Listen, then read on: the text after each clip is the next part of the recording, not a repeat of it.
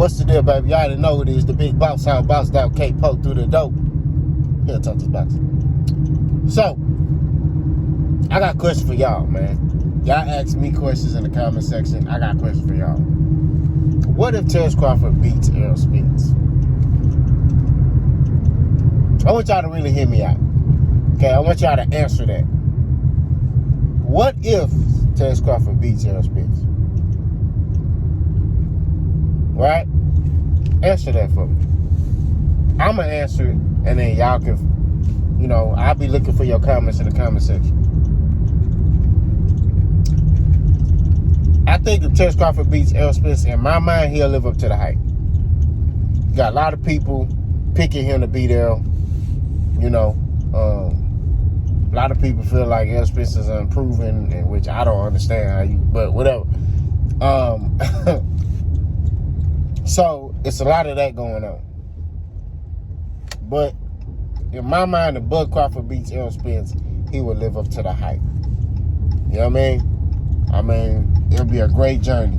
Now, I do think if he is successful against Errol Spence, I think he needs to retire. That's just my perspective. I don't see him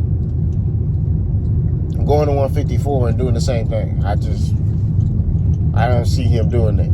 It's too many dogs up there. You know what I'm saying? There's too many dogs up there. He getting older. He's kind of declining a little bit. I just don't, you know, I just don't see him doing the same thing at 154. I think he need, if he's successful against Errol, he need to get out while he hot. Learn from Andre Ward. Get out while you hot. That's my advice. Because he start poking around, somebody go catch you. That's just my opinion. Second question. If Terrence Crawford loses, which I predicted he will, to Errol Spence, will that take a hit to his legacy? Y'all respond to that in the comment section. My answer to that, I think it doesn't. Hear me out. Y'all gotta excuse me, man. You know, when you get to talking, your throat get dry, pause. You know what I'm saying? It's just a lot going on. But I don't think it does. I mean, it's just one loss. You know what I mean? I think a lot of people feel like because fighters lose fights, that's it for them. Now, granted, Bud Crawford's older. So, I don't feel like, as a fighter, this would not make him a great fighter. You know what I mean? Because he lost to Errol Spence. He's an elite fighter who lost to another elite fighter. You know what I'm saying? That's just what it is. That's just what I see. You know what I mean? But I think his star power grows. I think he gains more fans. The fact that he got in there with Errol Spence, because Bud gonna win some rounds. I'm telling you, this gonna be a close fight. Now, don't be shocked if it's not, but it's gonna be a close fight. I think whoever makes the first adjustment, which I believe is gonna be Errol Spence, is gonna win this fight. That's just my opinion. But at the end of the day, I think that Bud will gain more fans. And he'll finally get the backing he deserves. You see what I'm saying? As a fighter. Now, granted, if Bud continues to fight on, if he says, I'm going to go to 154 and fight, then hey, he'll have more fans and more backing. You know what I'm saying? And he may be able to start selling out stuff. You know what I mean? Besides places in Nebraska, he may be able to sell out the Barclays. Or, you know what I mean? Stuff like that. Because if he beat Errol Spence, he's definitely going to get some more fans. If he loses to Errol Spence, I definitely think he'll get some more fans. Only people who flip-flop like that are people who don't really watch boxing like that. Like, they just on some fanboy stuff. You see what I'm saying? Like, true boxing heads who love the sport of boxing, like, we gonna support boxing. You know what I mean? That's just what it is. You have an understanding that, hey, a great fighter may lose. You know what I'm saying? It's just what it is. You can't beat everybody. You know what I mean? So, I just think that at the end of the day, I feel like Bud's legacy will be better. Now, granted, does he have the resume at 147? Like I said, we're going to keep it 1,000. This ain't hate, these facts. Bud ain't fought the competition that a lot of these top welterweights have fought. But at the end of the day, he would have fought in 2 undisputed fights, in which his last one at 140 with Ndongo, and this one he about to be in with Errol Spence. So you gotta give him his credit. Now, I can play devil's advocate today and say what he did at 140 don't fucking matter. And matter of fact, we're gonna rock with that. Because this is 147. But I'm just talking about in its entirety.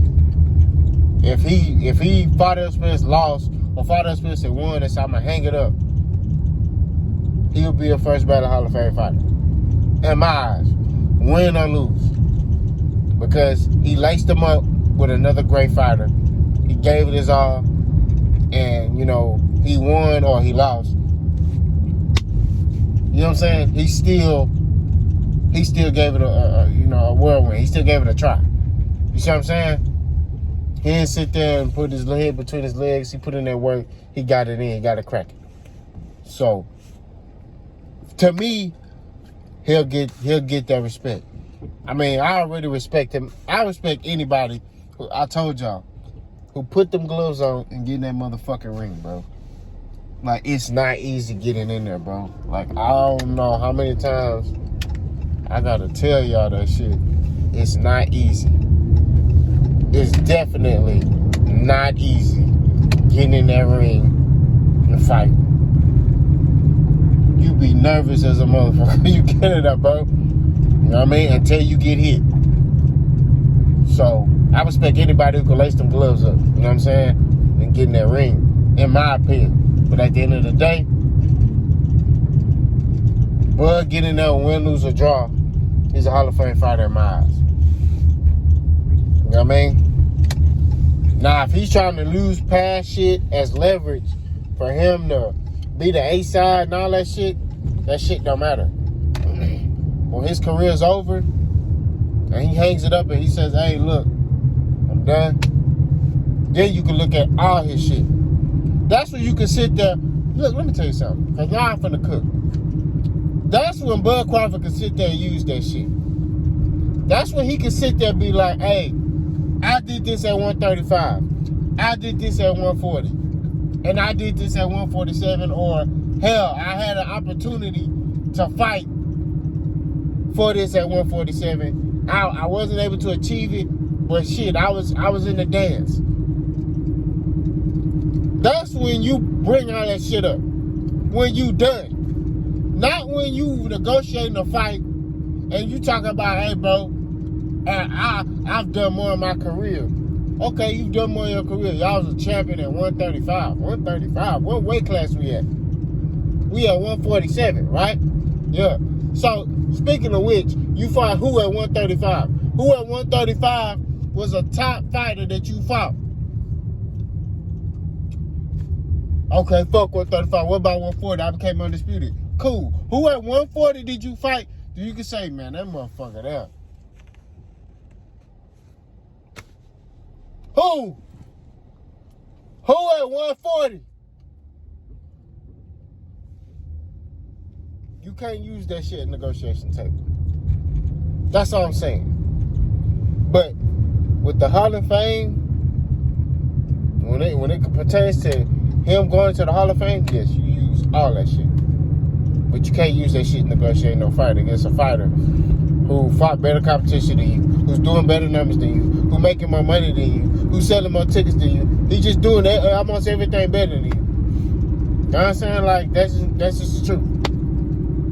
But, like I said, to get back on topic, Bud is a hell of a fighter. Got a lot of respect for him. Hopefully, like I say, they talk about this fight is close. Hopefully it gets signed. And take, you know, he had the opportunity to get his second undisputed. I think he'll be the first. Hey, y'all put this in the comment section. What other fighter, as long as I do my research, what other fighter, current or previous, was undisputed in two weight classes, 2 or more weight classes? Y'all let me know in the comment section. But answer those 2 questions for me that I proposed to y'all in the beginning. Boss gone.